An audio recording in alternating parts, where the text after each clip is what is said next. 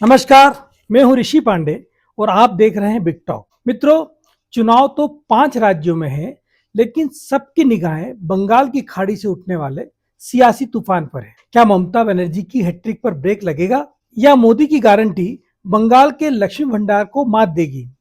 आज विश्लेषण करेंगे उस एसआईआर फैक्टर का जिसने 27 लाख से ज्यादा वोटरों को रातों रात लिस्ट से बाहर कर दिया और एक नया राजनीतिक भूचाल ला दिया। साथ ही यह भी जानेंगे कि कैसे कांग्रेस और लेफ्ट का अलग लड़ना किसी के लिए वरदान तो किसी के लिए अभिशाप बनने वाला है। बंगाल का चुनाव असल में दो नैरेटिव की टक्कर है। टीएमसी का कहना है कि यह बंगाल की अस्मिता की लड़ाई है, जबकि भाजपा का कहना है कि यह सुरक्षा और विकास की लड़ाई है। एक तरफ आउटसाइडर वर्सेस इनसाइडर, तो दूसरी तरफ हिंदुत्व वर्सेस सेकुलर पॉलिटिक्स। ग्रामीण बंगाल अभी भी दीदी के साथ है, लेकिन शहरी वोटर और युवा धीरे धीरे बदलते हुए। तो क्या इमोशन जीतेगा या इकोनॉमिक्स? ममता बनर्जी ने लक्ष्मी भंडार की राशि को बढ़ाकर महिलाओं को सीधा संदेश दिया है। उनके लिए यह चुनाव अस्मिता और सुरक्षा का है। बीजेपी की जो चुनौती है उसको भी समझना पड़ेगा। अमित शाह का संकल्प पत्र 7वें वेतन आयोग और 3000 की मासिक सहायता का वादा करता है। भाजपा का नैरेटिव साफ है, भ्रष्टाचार हटाओ और विकास लाओ। पहले वीडियो देखिए। सभी सरकारी कर्मचारियों व पेंशन भोगियों के लिए डीए सुनिश्चित किया जाएगा और 45 दिन के अंदर ही 7वें वेतन आयोग को लागू कर सभी कर्मचारियों का सम्मान करने का काम नई बनने वाली भारतीय जनता पार्टी की सरकार करेगी। यह मुकाबला पॉकेट पॉलिटिक्स का है, जहां वोटर तय करेगा कि उसे किसका वादा ज्यादा पसंद आ रहा है और वह उस पर कितना भरोसा कर पा रहा है। बंगाल में अगर कोई एक चीज है जिसने ममता बनर्जी को अजय बनाया है तो वो है उनका वेलफेयर मॉडल। लक्ष्मी भंडार, सीधा पैसा महिलाओं के खाते में, स्वास्थ्य साथी, हर परिवार के लिए हेल्थ सिक्योरिटी, और अब 10 कमिटमेंट्स, यानी हर वोटर के लिए कुछ न कुछ। दीदी का मैसेज सीधा है, बंगाल का पैसा बंगाल के लिए। जो चुनाव आयोग से इनकी लड़ाई है वो तो है ही है। चुनाव आयोग से एसआईआर के मुद्दे पर उनकी लड़ाई को लेकर वे पूरी बंगाल को एकजुट करने की कोशिश कर रही है। আজকে একটা সংবাদ মাধ্যমে দেখলাম 90 লক্ষ ভোটারের নাম বাদ দিয়েছে, তার মধ্যে 60 লক্ষ হিন্দুর নাম বাদ গেছে আর 30 লক্ষ মুসলমানের নাম বাদ গেছে। আসামে যখন এনআরসি করেছিল 19 লক্ষ নাম বাদ গিয়েছিল 2018 সালে, তার মধ্যে 13 লক্ষ হিন্দুদের। लेकिन इस बार चुनौती अलग है। 15 साल की सत्ता और उसके साथ आती है एंटी इनकम्बेंसी। अब बात भाजपा की। भाजपा इस बार सिर्फ चुनाव नहीं लड़ रही है, बल्कि मिशन मोड पर है। 7th पे कमीशन का वादा, महिलाओं और युवाओं को 3000 रुपये महीने का इमदाद। सबसे बड़ा मुद्दा घुसपैठ। प्रधानमंत्री नरेंद्र मोदी अपनी हर रैली में घुसपैठ को निशाना बना रहे हैं।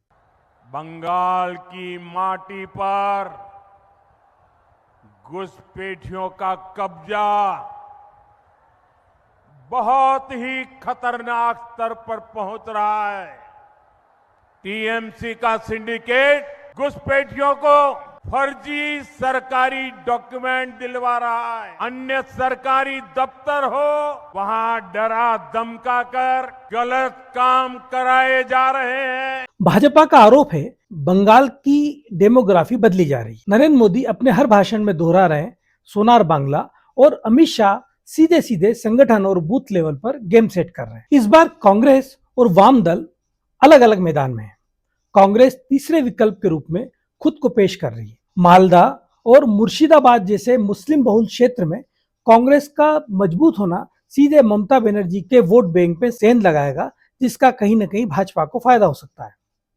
वोट का यह बिखराव ही भाजपा की राह आसान कर सकता है। अब बीजेपी के लिए यदि हम रिस्क को ढूंढे तो वो रिस्क यह है कि अगर लेफ्ट अपना वह वोट शेयर वापस खींच लेता है जो पिछली बार भाजपा की ओर चला गया था, तो भाजपा के लिए बहुमत का आंकड़ा एक दूर की कौड़ी हो जाएगा। सच्चाई यह है कि ये दल भले ही सत्ता न पा सके, लेकिन ये हार जीत का अंतर तय करने वाले सबसे बड़े एक्स फैक्टर साबित हो सकते हैं। अब बात करते हैं हम एसआईआर फैक्टर, जिसके कारण ममता बनर्जी चुनाव आयोग से लेकर केंद्र सरकार तक सीधी लड़ाई लड़ रही है। 27 लाख वोटरों का सर्जिकल स्ट्राइक। चुनाव आयोग की इस प्रक्रिया ने बंगाल में हड़कंप मचा दिया। करीब 27 लाख वोटरों को अयोग्य घोषित कर लिस्ट से हटाया गया है।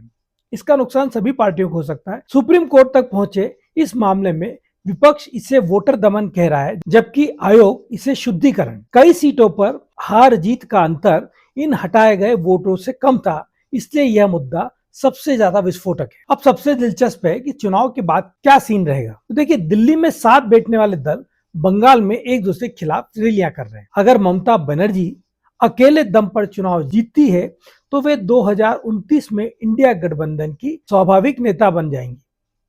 लेकिन खुदा न खास्ता वे हार जाती हैं तो इसका ठीकरा वे कांग्रेस और लेफ्ट के अलग से चुनाव लड़ने पर फोड़ेगी।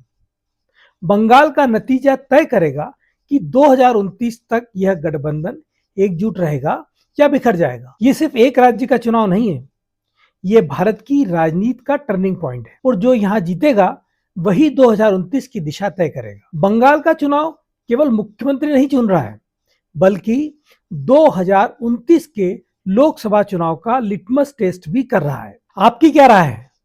क्या कांग्रेस लेफ्ट का अलग पड़ना भाजपा को फायदा पहुंचाएगा? कमेंट में जरूर बताएं। देखते रहिए बिग टॉक। मैं हूं ऋषि पांडे। अगली बार ऐसे ही किसी विषय के साथ आपसे फिर जुड़ूंगा। तब तक के लिए आज्ञा दीजिए। नमस्कार, जय हिंद।